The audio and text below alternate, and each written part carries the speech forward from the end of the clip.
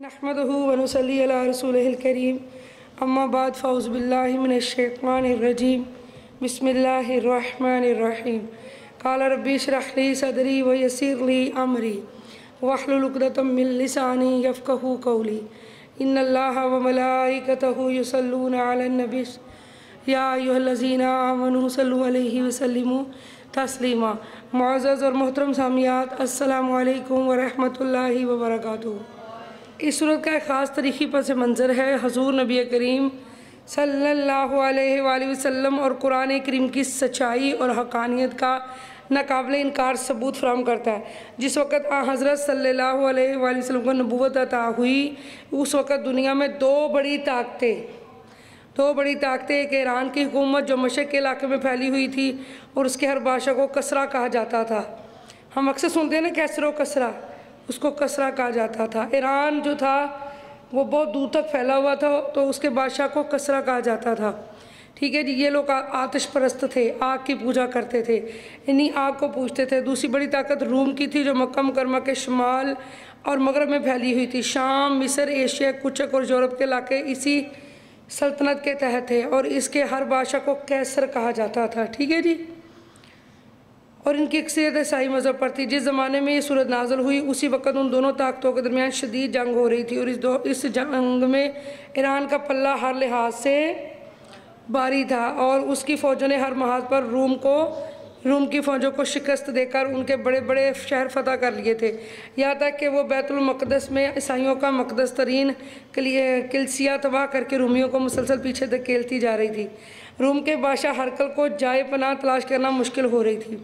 जब कभी ईरान की किसी फ़तह की खबर आती तो मक्का मुकरमा के बुत परस्त उस पर ना सिर्फ खुशी मनाते बल्कि मुसलमानों को चिढ़ाते कि ईसाई लोग जो आसमानी किताब पर ईमान रखते हैं मुसलसल शिकस्त खाते जा रहे हैं, और ईरान के लोग हम जो हमारी तरह किसी पैगंबर या आसमानी किताब को नहीं मानते, इन्हें बराबर फ़तह नसीब हो रही है।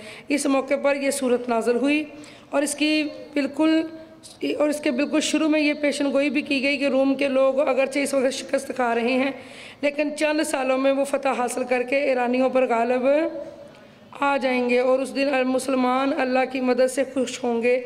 इस तरह इस सूरत के शुरू में मतलब एक टाइम में दो पेशन गोइयाँ जो हैं वो की गई। एक ये कि रूम के जो लोग हैं शिकस्त खा गए, वो चंद सालों में ईरानों पर गालिब आ जाएंगे। दूसरा ये कि मुसलमान जो इस वक्त मक्का मुकरमा के मुशरिकीन के हाथों जुल्म सितम का शिकार हैं, उस दिन वो भी मुशरिकीन पर फतह मनाएंगे।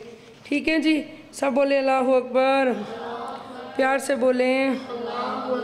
चुनाचे मक्का मुकरमा के मुशरिकीन ने ये जो पेशगोइयाँ की गई थी इनका मजाक उड़ाया, यहाँ तक कि उनकी एक मशहूर सरदार अबी बिन खलफ, ये लिख लें ये क्योंकि उन्होंने आपस में शर्त लगाई थी।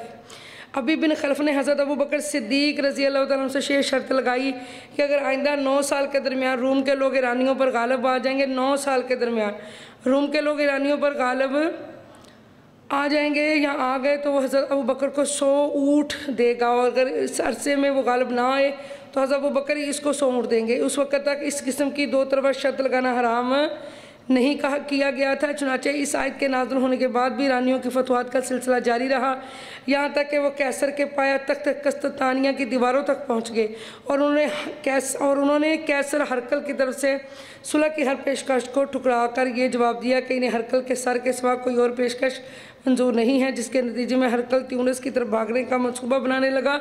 लेकिन इसके फ़ौरन बाद हालात ने अजीब गरीब पलटा खाया। हरकल ने मजबूर होकर ईरानियों पर अकब से हमला किया, जिसमें उसे कामयाबी हासिल हुई, जिसने जंग का पासा ही पलट दिया। पहले वो शिकस्त खा रहे थे, अब अल्लाह ताला ने उनको फ़तह नसीब फरमाई। सब बोले अल्लाहु अकबर। इस पेशन गोई को भी 7 साल गुजरे थे कि रूमियों की फ़तह की खबर अरब तक पहुंच गई। जिस वक्त ये खबर पहुंची, ये ठीक वो वक्त था जब ग़ज़वा बदर में मुसलमानों को फ़तह नसीब हुई और कुरैश मक्का के लश्कर को इबरतनाक शिकस्त हुई। ठीक है जी। और मुसलमानों को इसमें अल्लाह ताला ने इज़्ज़त और तकरीम दी और देखे ना कि चंद सालों में कैसे नक्शा ही बदल गया। और इससे यहाँ हज़रत सल्लल्लाहु अलैहि वसल्लम और कुरान करीम की सच्चाई रोज़ रोशन की तरह वाज़ेह हो गई। उस वक़्त अबी बिन खलफ जिसने हज़रत अबू बकर सिद्दीक़ रज़ी अल्लाह तआला अन्हु से शर्त लगाई थी मर चुका था, लेकिन उसके बेटों ने शर्त के मुताबिक 100 ऊँट हज़रत अबू बकर रज़ी अल्लाह तआला अन्हु को दिए। चूँकि उस वक़्त जुए की हुर्मत आ चुकी थी और दो तरफा शर्त जुए ही की एक शक्ल है। اس لیے حضرت صلی اللہ علیہ وآلہ وسلم نے حضرت صدیق اکبر رضی اللہ تعالیٰ عنہ کو حکم دیا کہ وہ یہ اونٹ خود استعمال کرنے کی بجائے صدقہ کر دیں۔